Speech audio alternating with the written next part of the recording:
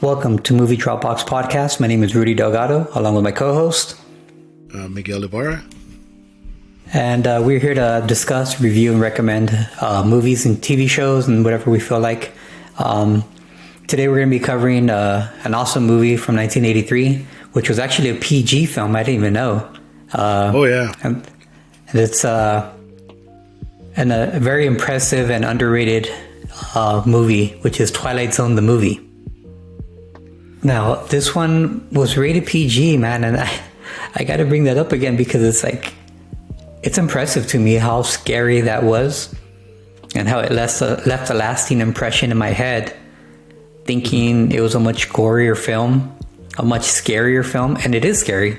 The lighting, the creatures, everything you see on it was super scary.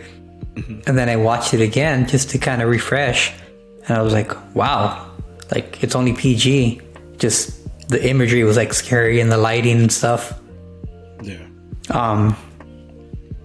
But yeah, so the directors on this were Joe Dante, John Landis, George Miller, and Steven Spielberg. And man, this movie is impressive, man. And the two main ones that I bring up as far as actors are just Dan Aykroyd and Albert Brooks. And that's because they have the beginning, which to me is of all the segments, it's a very iconic, a lot of memorable scenes, but that is the one that's burned in my brain, you know? But the synopsis on this is kind of a weak one, but it's still, I don't know how else you describe it. Maybe you have a better one. It's 4 horror and science fiction segments directed by 4 famous directors, each of them being a new version of a classic story from Rod Serling's landmark television series. That's IMDb. I don't know how else you would describe it because each one is, you're going to have to describe each story, you know what I mean? Yeah, so it had 4 segments, right? Right. Okay. But what's your overall impressions on this movie? I thought it was really good for a PG-13 horror movie, which is that's what made it so impressive, is that it was PG-13. And another thing is just all the actors in it. It's interesting to see how many you recognize that are in this movie. Like you said, Albert Brooks, Dan Aykroyd, John Lithgow. I recognized John Larroquette, and one that I recognized the girl, and then I looked it up, and yep, it was her. So in the which segment is it? I believe it's the 3rd one, the one with the little boy and the powers. Is that right? It's a Good Life, the Joe Dante one? No, I think the Good Life is the one with the old people, isn't it? No, let's Kick the Can. That's Kick the Can? Okay, so which one is the Good Life? Is that the one with the kid? Because I remember I'm a big fan of the original series. So. Okay. So the girl that plays, I guess, the sister, supposedly, you remember there was a sister in there? That's Nancy Cartwright. That's the voice of Bart from The Simpsons. I thought it was her. It looked like her too. Yeah, funny. I saw her and I was like, "Oh man, I think that's her." And yep, sure enough, that's her in there too. And then there's a lot of people in there. Yeah, even a lot of recognizable actors, right? Yeah, so it's really cool to go to watch this movie and then be able to just point people out. Which one was the segment that stood out to you the most, that you liked the most? Let's say. Well, other than the beginning and ending wraparound. Oh yeah, that's good. Yeah.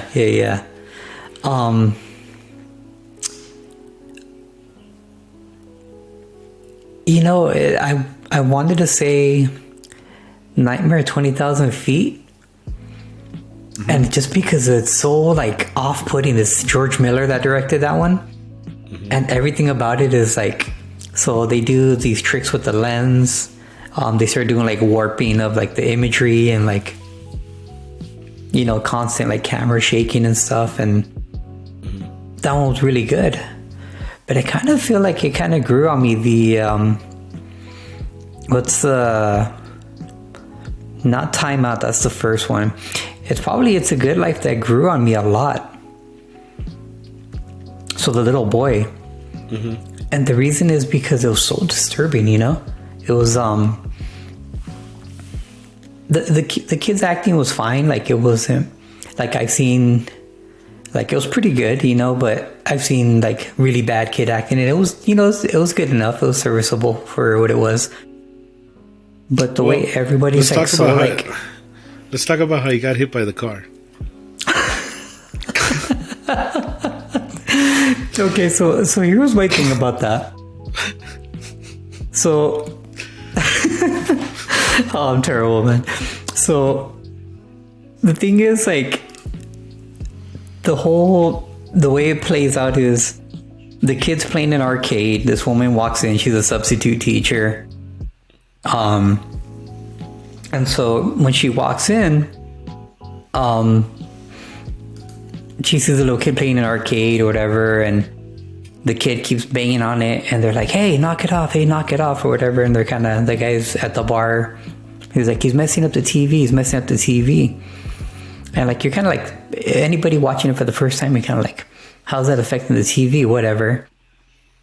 And then the guy comes and he scares the kid, and the kid falls down, and the teacher comes to defend him. She's like, "Hey, leave him alone, whatever." And so she defends him.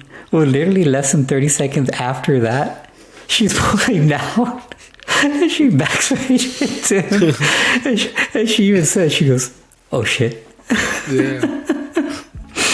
And she just like, "Oh man," and it caught me off guard because I completely forgot about that. Yeah. And she's like, "Oh, your bike's totaled," and all that. Yeah. The boy Anthony, and I guess the teacher is what was her name? In the movie, in the movie. In the movie, her name was Helen. Helen Foley. Helen Foley. She's like a 27-year-old school teacher. Yeah. Yeah, but that scene, it caught me off guard, dude. Yeah. Because I didn't expect that to happen. It was just like, it's so off-putting, you know? Yeah. And it felt like a Simpsons skit almost, because it's like she defended him, and then 30 seconds later, she hits him with the car, and I was like, oh man. Yeah, she did. But yeah, everything about that one, like, so she gives the kid a ride, and then like his bike's all destroyed or whatever. She's like, "Oh, I'll pay for it," blah blah blah. And then like, just like the creatures the design of those creatures and stuff, like, dude, they're creepy, super creepy, dude. The cartoon the rabbit, ones? the Taz one that's like a demon thing. But yeah, for me, that one was like, I grew to like that one a lot. For me personally, and everything about it was very off-putting, and it gets creepier and creepier. And like watching the uncle's reaction, Uncle Walt, like I was kind of scared for him. I was like, I knew it was gonna happen, but at the same time, it looked like it looked like something really bad was gonna happen to that old man. Yeah. And I forget that actor's name too, but I've seen him in a lot of stuff before too. When I played Uncle Walt. So, I mean, I guess we should just go over all of them. I mean, just a quick one. The first one is interesting because, I mean, there's no way around it. It's about a super racist guy who kind of gets his, he gets his up and coming. Yeah. It's funny because when you see stories like that, like part of anthologies, and you want something bad to happen to that person. So then when it happens in the movie or when it happens in the story, you're like, that's what you get. You know what I mean? So it's good to watch. It's just, it is, it does get a little dark. Yeah. The guy, Vic Morrow, was an actor. He plays Bill Connor. But yeah, if you notice, one of his friends, and I only know this because I'm a big fan of the movie, but his friend Larry is Doug McGrath. He was in the movie Black Christmas. Oh, he played a police officer. Yeah. Well, he's the one that... Yeah, I'm sure you've seen him around. I know his other buddy, too, is like pretty famous. I've seen him in a bunch of TV shows before. Charles Hallahan. He played Ray. Yeah. Okay. Yeah, he's been in a lot of stuff. He's just one of those actors, like, you see him and he's been in a lot of stuff. You know? He was in The Thing, it says? Yeah. The Thing, Dante's Peak. I'm just kind of peeking at his Oh, okay. IMDb, NYPD Blue. But like I said, I mean, it's a good story. Definitely worth, like, checking that out. Like I said, it's just it gets a little dark. Yeah, man. And, like, it's off-putting to hear those comments, but, everybody knows, everybody's heard these things at some point or another in their life. And it was cool because I think for the time, too, it was putting into perspective. Nowadays, things are very different, but back then, it was kind of a way to say, like, it was showing, I liked it because it was kind of a clever way of saying, like, everybody's had their struggles, and he's talking about, like, how he lost out the job to the other guy, and they go, doesn't he have more years working there than you? And he's like, that's beside the point, I work harder. And it's like, you literally pushed away the reasoning why he got the promotion and you didn't, but in his mind it was so warped, you know what I mean? Yeah, but it's just, that was a really solid story, though. It was. It's just funny, yeah, because it's like there's people like that like, even if you give them reasoning, that doesn't matter because I'm right. Yeah, so, no, it's true. So that one was good to see him, kind of get what he deserved. Mm-hmm. And so then one of the guys behind him that got upset was Steven Williams. So I don't know if you've seen that actor before too. I think he was on 21 Jump Street. That's the main place I recognize him from. Yeah, he was. But he was also on the X-Files. He was on the Blues Brothers. Jason Goes to Hell. So he's that's what I remember from was Jason Goes to Hell, because he was like a weird-looking bounty hunter that was hunting down Jason. And Birds of Prey, apparently. Great. But yeah. So the second segment. Oh yeah. What did you think of that one? So the second segment is the one. Kick the can, no? Yeah.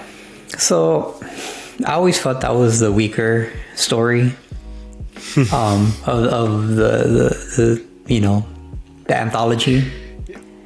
You know what? But I agree too. Yeah. No, I was just gonna say I agree too, because it's a good story. I get it. Yeah. It's supposed to be like a heartwarming story. It's weird because it seems like it doesn't belong in the Twilight Zone. Does that make sense? Was a story. Yeah, it was a story in the show, and I remember that one, clearly. But the thing is, like, this movie should have kept the theme. It should have kept, the horror element, and that felt, like you said, it just feels like it's like, I don't know, in a pile of, I don't know, I guess in like a bowl of chili, you have like a cupcake in the middle, and you're kind of like, what? I don't know how to describe it, but okay, it's something that doesn't belong there. So the horror is the chili? Wait, no, so yeah. Okay, I mean, I understand what you're saying. So it makes I guess it does make sense. No, yeah, we have a bowl of chili, and then they're putting in all the stuff that goes into chili, and then all of a sudden somebody just dumps a cupcake into the middle. Yeah, it doesn't fit. It doesn't make sense. Okay, it doesn't make sense. So yeah. I understand what you're saying. That was the worst analogy yet. Yeah. Okay, but it works. Yeah. So, I have to remember this because we're probably going to have to bring it up again. Cupcake and a bowl of chili. But they also had so on that whole story with Bill, real quick, not to backstep, but they showed on one section of when Bill's running and hiding or whatever. There's a scene where the actor that was in Night Court. Yeah, John Larroquette. They're John Larroquette. That's the guy. Well, anyway, he was also in Demon Knight. Oh yeah, of course. Yeah, he's in the beginning of Demon Knight. He's the actor. He's playing an actor. Yeah. Yeah, I remember that. But yeah, I just wanted to bring that up because I don't want to pass over that. It was funny. That he was the actor. Kick the can. Getting back to Kick the Can, though, Okay. I won't speak much on it except for the fact that, like, I guess as I've gotten older, I've kind of learned to, like, okay, yeah, it's a cool story, but again, in the context, it didn't really fit the movie, you know? Yeah. I understood what you meant with the bowl I of think a chili. better analogy would be like, I don't know, you're watching, I better stop myself. Let's just keep it to the bowl of chili with the Yeah. cupcake because I'm not gonna lie, I kind of like that one now. From now There on, you go. The bowl of chili. The bowl of chili, Cupcake and a bowl of chili. It's like a cupcake and a bowl of chili. That's fine, dude. We'll that makes sense. This was the cupcake and the bowl of chili. This is how my brain works, dude. I can't help it. Anyway, So we'll move on from the cupcake to let's move on from the cupcake. another part of the chili, which is what would you say it was called? The Good Life. The Good Life. Okay, It's a good life, I think. It's a Good Life. Yes. Yeah, it's a good life. That was the Joe So you said Dante this one. and you said that one was your favorite one, right? Mm-hmm. Okay. Yep. And I think because the acting, the music, the scene where the kids walking in the hallway with the teacher, and then you see everything's black and white, like the walls, the TV, everything, but they're in color. And like that alone, like I thought it was awesome. Did you see that? I'm like, that's so cool.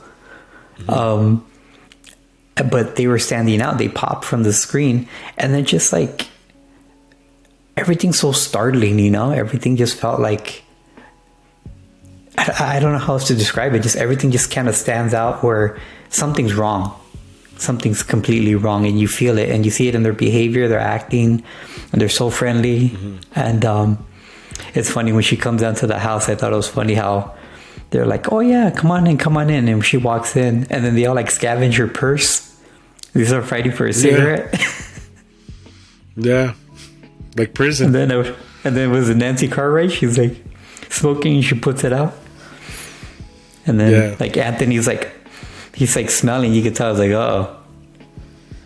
Yeah, and he gets kind of mad because he smelled it. But Yeah, no, that one's a good one. I thought it was kind of a weird You were ending saying? though. Yeah, what I was gonna say is like that one was a very weird, bizarre ending. Because it kind of just ended with them just leaving. And being happy. Yeah, and being happy and like nothing happened. It's like What happened to the other people? Yeah. You know what I mean? Yeah. Yeah. I was curious to know what happened to the other people that were trapped in the house. You know? Yeah, because they just disappeared. Well, if you notice, was it Nancy Cartwright's character that said it, his sister, where she's She like, we're died. not even really his. Yeah, she's like, we're not even really his family. Yeah. Oh man, spoiler alert, she died. Yeah, well, it's crazy how she Yeah. dies too, but Yeah. Okay, honestly, just- it's more interesting to see how. yeah, there you go. Knowing That's it true. is not much of a spoiler. It's how it happens that's crazy. Because I That's thought true. Uncle Walt was going to get it for sure, but But Uncle Walt just disappeared. but yeah. Let's see. You want to move on to the last one? Yeah, let's go to the last one, dude. What's it called? That one is Nightmare at 20,000 Feet. Nightmare at 20,000 feet. You know what? And- I think that one was my favorite one. Yeah. Yeah, just- rightfully so. I understand. I just- that used to be my favorite for years. It's just because John Lithgow's so good in it, you know. I think he did a really good job. Like he was freaking out, and it just he was really good in it. And then I liked the creature effect too. Like what he looked like was cool. I just, not that I didn't like it, but I thought it was hilarious. What happened after, like how the monster left? You know what I mean? Like I thought that was just hilarious. Like, oh, okay. You're like, all right. He could do that? Yeah, basically like, all right, later. And then kind of just... He busted a Norm Macdonald. Okay, bye. Yeah, basically, yeah. He kind of just like, all right, bye, and then he just. I don't even know what this. I don't even know how to describe what he did. But he. Okay. He left. He left. So you added this segment or gave me this idea, and I really like it for the stop, pause, and rewind moment.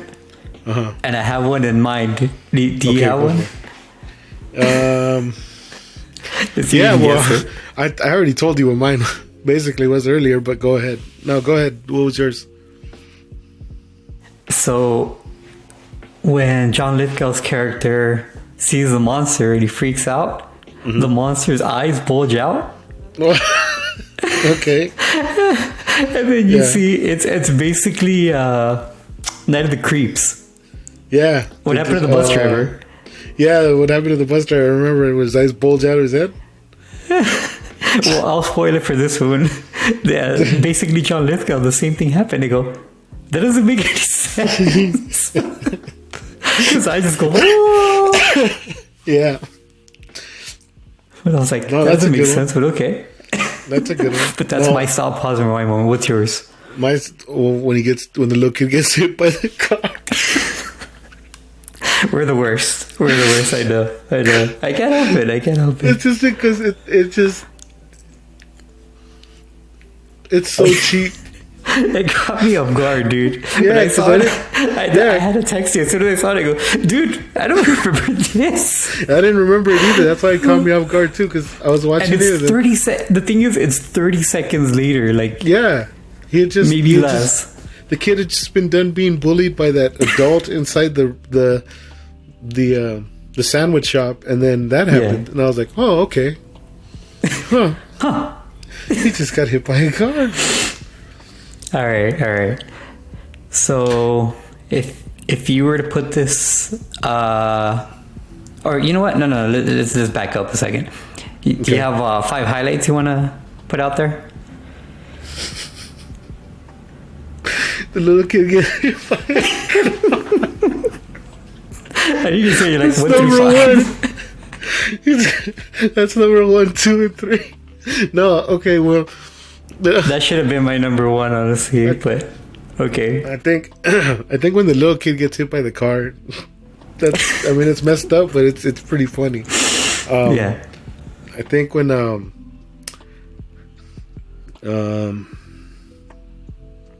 John Lithgow sees the monster for the first time on the plane, I think that was pretty cool. That was terrifying, dude. The magic hat trick for the little kid segment. That was creepy. Cool. Yeah, that was cool. I think for the first one, it's hard because it's, like I said, it's a tough one to watch. The first one, it's pretty bad. But I guess watching that guy running around Germany was pretty interesting to see. Yeah. That can still be a highlight. Yeah, it can still be a highlight. Yeah, because what happens to him is kind of what he gets. Yeah, that ending, right? We didn't even touch on that, but just that ending. Yeah, that ending. It felt like messed up. To me, when I saw that ending, I was like, whoa, like all these years later. Was it 1983? 1983 yeah, it was just came out. 1983. Yeah. And watching it, I'm like, whoa. Oh, It just you hit know me what? pretty hard. The fifth one, and I think the coolest one. We talked about this before a long time ago, but you want to see something scary? Or you want to see something Spanish. real scary? Yeah. Or in Spanish. We got to touch on this, man, but watching it... Oh yeah, and like channel was watching it it in like Spanish. 52? I think it was. The 52 is a Spanish so, channel yeah. and they show like dubbed movies in Spanish. And I used to love watching it sometimes just for the dubbing, certain movies like, Bloodsport or whatever in Spanish. But he goes, ¿Quieres ver algo que te espante? ¿Quieres ver algo que te espante? He was like, yeah. So that was it for me. I think those are mine. What about you? Yeah, so my number 1 is want to see something really scary. That's my number 1. The first time. Yeah, the first time. The second one is the creepy cartoon come to life when it first happens. I thought that was pretty creepy. The third is the rabbit when it turns into a monster. Because first it's like an innocent rabbit and then it gets scary. Because the kid gets pissed off, right? Yeah, Anthony gets mad. That was my third. My number 4 highlight is Mr. Valentine's eyes bugging out. So John Lithgow's eyes bugging out. He's bugging out. I'll tell you what. Just watch it, dude. Just watch it again, dude. And then the number 5, I should have changed it to... the kid, but I'm just gonna leave it. The ending, because it was a perfect wraparound, dude. The wraparound. I know it's the same. It's kind of the same gag. I get it, but they play the same song too, because it was a Creedence song, and I couldn't help but laugh because it reminded me of The Big Lebowski. I wonder if that was a play on this, where because John Lithgow goes, "Oh, I love Creedence." Yeah. And he was a passenger, but in The Big Lebowski, it's flipped where he goes, "I hate the Eagles. I hate the Eagles." Yeah, nah, maybe, I don't know. I just thought it was a good wraparound too. Yeah, that was a good. Yeah. But so those are my 5. All right. You know what's something that I wanted to touch? What I would just want to touch about real quick about the wraparound or the beginning. I thought it was really cool that they mentioned that the Twilight Zone exists in the Twilight Zone. Like the TV show actually exists, and then they're in the Twilight Zone movie. Like, you know what I mean? Very like meta. they mentioned, because they were singing like theme songs to each other to try to figure out what TV show was, and then they did the Twilight Zone. Yeah, and they did the Twilight Zone, and then he's like, "Oh man, you remember the Twilight Zone?" And then they started going over their favorite episodes, and I was like, "Oh, that's cool." So the TV show exists in this universe, and they're in the Twilight Zone themselves. That's cool. That was very cool. meta. Yeah, I forgot. I wanted to mention that. Yeah. One other thing I was gonna say real quick before we say our double features, but I say this all the time for stuff. I think you know what I'm gonna say, but kind of, but. I usually say, "Oh, this would be perfect for a remake or whatever, blah blah blah." I'm not always pushing for remakes. I think it's when you make the right remake or you refresh something. I think they could do not a remake, but a continuation, and call it like Twilight Zone. I don't know, Retribution. No, I don't know. Twilight Zone something better, but. Twilight Zone. I just throw that up. Part 2. That's a generic title. There you go. Yeah. Twilight Zone Part 2. Or Twilight Zone B-sides. I don't know. Twilight Zone. But I think there's so many stories. To me, I don't think I've ever told you, but that's one of my favorite shows of all time. I used to watch the reruns. I think it was Thanksgiving. They would rerun them on Channel 5. And just, I think 24 hours straight. But... yeah, it's one of my favorite shows of all time. So I think that this deserves a movie again, and do it PG-13, and you can make it scary yet make it for a general audience. Basically, because the show was PG, right? I mean, it had to be because it was on TV. So I'm pretty sure people are smart enough and clever enough, directors out there, writers that can pull it off, in that way. I think the genius was in the writing. And I think that one's ripe for the picking. But anywho, all right, so let's dive in then. Double feature time. What you got? Right. Me first? Yeah, go ahead. Or you want me to jump first? No, I'll just go into it. I already got it. Okay.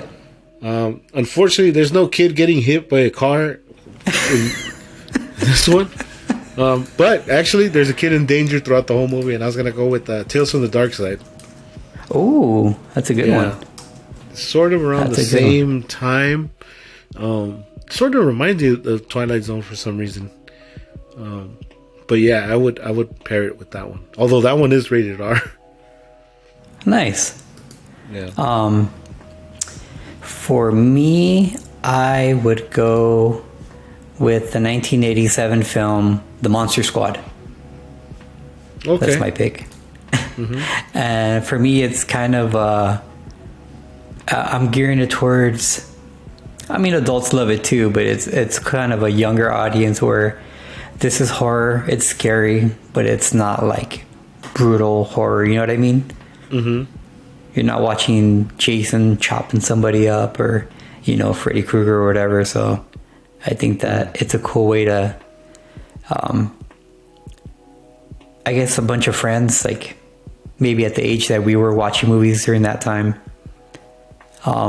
getting together and having a double feature. I would choose The Monster Squad, which was PG-13. So yeah, and plus it's got one of the cool lines about how Werewolf Man has nards.